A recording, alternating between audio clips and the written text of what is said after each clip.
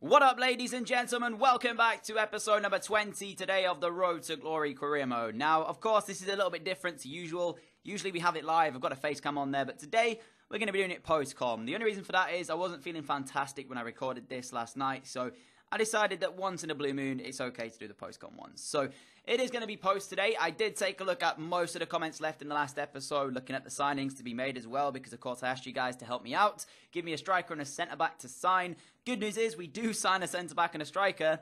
Bad news is some of the suggestions couldn't afford. Like, I'm going to say right now, I saw that Donis was a kind of a fan favourite with a few people in the comments. The only issue is he's worth 12 mil and he's 77 rated. So for a League One club, he's a little bit out of our price range at the moment, sadly. I'll show you that later on in today's episode. You'll see it as it comes up on the screen.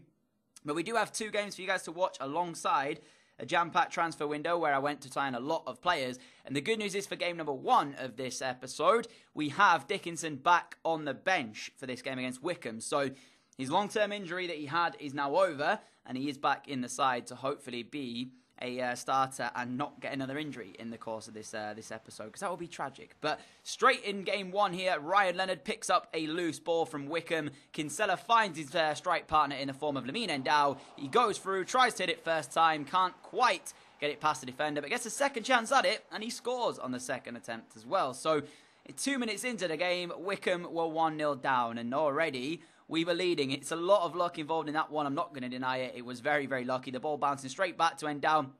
And then when I watched and saw how he actually shot the ball, I was a bit like, how on earth has he done that? I just couldn't do it. But then I saw the goalkeeper kit and I was like, what on earth is that? But anyways, we won't get onto that. We'll just focus on with the game itself. So Endau gave us the lead inside the first couple of minutes. And then as we moved into the 17th minute, we had a chance to go 2 up. It was a cross from Reece James, had it finding the head of Hakeeb at the back post. And he should have done better with it. At least keep it down, Hakeeb. That's all I'm going to say. You know, he's 6'3". He is decent in the air, Hakeeb. I'd expect him to do better with that chance there. So, decent cross from Reece James. It should have been 2 inside 20. But now we move into the second half, actually. And Wycombe, they got themselves a very, very good chance. 68 minutes in, we gave away a free kick because I made the change to bring on George Cooper for Hakeeb. And then you can see the cross was actually whipped in towards the box. Originally, it's dealt with by Reece James, but not completely cleared because it finds its way to a Wycombe man who finds it to O'Neill. He goes down the left-hand side, whips a phenomenal low cross across the face of goal, and there is our goalkeeper with a vital save. And all of a sudden, Dickinson off the bench, fresh legs, he came onto the field of play, bursting away. The Wycombe defender's tiring, plays a nice 1-2 with Endau, gets it back from him. And just as we could have been going back to 1-1, we're straight back up the other end and making it 2-0. I felt so bad for Wycombe.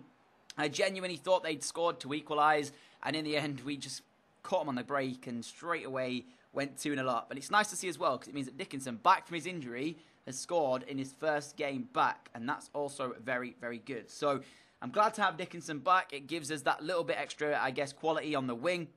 Of course, he played really well last year when we had to sim back through. And he's not done too badly as well this season, of course, before he had that injury. So it's nice to see him back playing, but also very nice that he grabs us the second as well. As Max Phillips comes on for Dean Parrott, and we'll give him a run out as well. 15 minutes to go. So as it stood, we were on course for 3 points. And then, as again, Wycombe committing more men forward, we played a through ball with Lamine Endau towards Kinsella. He's not really got the freshest of legs, but he's got a bit fresher than the Wycombe backline, and he makes the score 3-0.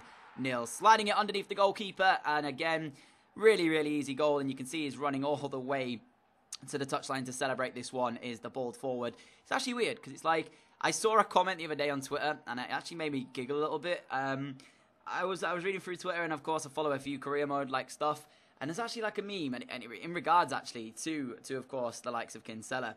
It was it showed a picture from Gareth Bell, I think it was. It was a big name anyway, who was complaining about the fact that he wasn't getting game time and he wanted to leave the club. And the comment was something on the lines of, don't worry, Gareth, you can leave. I've got a bald pre-gen player coming through to replace you. And that just reminded me of Kinsella. And I thought, yeah, when you look at it, a lot of the time, the players that you actually get through from the youth academies normally are like kind of bald. It's weird. I don't know why it is, but they always seem to be really good as well. That's the one thing that I've noticed. But it's nice to see we've got one on our team in the form of Kinsella. Hopefully, for the future, he will be an absolute beast. It's another goal for him. It's 3 in total for us today, and it's a massive 3 points as well. And that put us joint top, I think, with Bolton, because they lost to Wimbledon, surprisingly enough. So as it stood, it was us and Bolton just running away from the pack in second and first. So, yeah, it's been a decent kind of few episodes for us. We've got a nice amount of points on the board, and it looks like we're heading for Championship football next season, which is also a massive bonus. Now, a little bit of training before we head into what is going to be kind of the more focused part of the episode today, which is going to be the transfer window, of course. And Phillips grows up to a 64. Hill up to a 672, I think it is as well, so not too bad there. But as I said, this is where we need to be focused now, because a lot of deals are going to come through, and a lot of attempted deals are going to come through. So you can see we got a scout report back on Luciano Acosta. I decided I could not let him not come to the side. He was on £7,000 a week. He was 75 rated. So even though he will take up one of the non-English spots, for a 75 rated player to come for the Championship next season on a low wage like he is, I was extremely happy. So I offered him a 15k a week, I think it was, to which he instantly accepts with no signing bonus or anything like that. So that's a big, massive thumbs up from me. And honestly, although he is 5'3", my plan is, because of the fact that we don't necessarily have a striker at the club for next season who's going to be an absolute beast. Of course, we've got Rose, we've got Endow, we've got Kinsella coming through. I might switch to like a 4-4-1-1 and play Acosta just in behind the striker, if you know what I'm saying. So for next season, Acosta could be an absolute beast. And of course, that's to add Dominic Iorfa and Kovacic that we signed in the last episode. So 2 signings there as well. And we moved into this game against Blackburn, and I decided to sim it. I felt like we got the side that could win this one. At home as well, with a home advantage, it was going to be an interesting one, to say the least. Blackburn were in the top 6 at this stage, so there's every chance that they could get themselves something out of this game. But Voss gave us the lead inside the 22nd minute. And eventually, I do believe Voss goes on to score the second of the game as well, in order to send us to a way of 3 points. And again, just making sure I look down the bottom right, Burton Albion were beating Bolton as it stood. So again, we would then go top of League One if that result stayed the same. So Voss does grab his second there, and Bolton did actually go on to lose to Burton Albion. So at this time, Crewe Alexandra are top of League One. And we are heading on course for Championship football. As I said, I'm thrilled with the way it's going, but kind of, I don't want to get ahead of myself, because the fact of the matter is, if we go to the Championship, I don't want us to expect to go straight up from the Championship, because our team is going to need a little bit of work. You know, we're going to have probably not one of the better sides in the Championship. We're probably going to be kind of a mid-table team, I would say. We've got to think about the Premier League teams coming down, and, you know, it is one of those situations where it's like, I don't want to say if we definitely get to the Championship that we'll be able to get straight out, because it's a tough division, and we won't have one of the best sides in the league. So yeah, we'll have to kind of work our way around it and try our best to bring in some players. So looking at the strikers that we had on offer, there was a few suggestions from you added in there. There was also a couple that I looked at. James Collins, there was one from Gavin Dula, or however you say it. There was, of course, a suggestion as well last episode for Connor Chaplin. Sadly, Connor Chaplin did actually just go to somewhere, so unfortunately we couldn't sign him. Devante Cole, I couldn't afford his release clause, and he didn't want to come on loan. And I did actually try and get Donis on a loan deal, but unfortunately, again, they just didn't want to let him go out on loan. But I saw Corey Roberts here, 21 years old, 6'1". His contract was expiring, and he was worth 1.2 mil. So I felt like 550k was a fair offer. I felt that was completely fine. He's got a contract expiring. Looks like he might not sign. 550k for me was a fair offer. But initially, when I offered that, they instantly said no. It was like, that's not good enough. So again, we unfortunately won't be signing him for the next couple of months and seasons maybe. But then I went for Scott Hogan of Aston Villa. Again, no way, shape or form were we going to be able to afford him. I offered them what I could, 1.3 million, and they instantly turned that one down. Then I went in for this man on your screen, James Wilson of Manchester United. I didn't realise how much of a ridiculous contract he was on, because wait until you see what he asks for from Crewe Alexandra for the next season. Bearing in mind, he's a 72 rated striker. He's not like he's an 80 rated striker. He's 72 rated. Look what he asked for. £68,000 a week to play Championship football next season, that's looking like. Maybe even League One if it all goes to pot. So I was like, are you crazy? Are you absolutely insane? I reduced that to 27k. He turned around and said, no, that's not going to work. I was like, fine with me. Get off my screen. I honestly could not believe he'd asked for £68,000 a week to come and play here at Crewe. I was like raging. I was at the point where I was like, don't even get me started. For a 72 rated striker, that's ridiculous.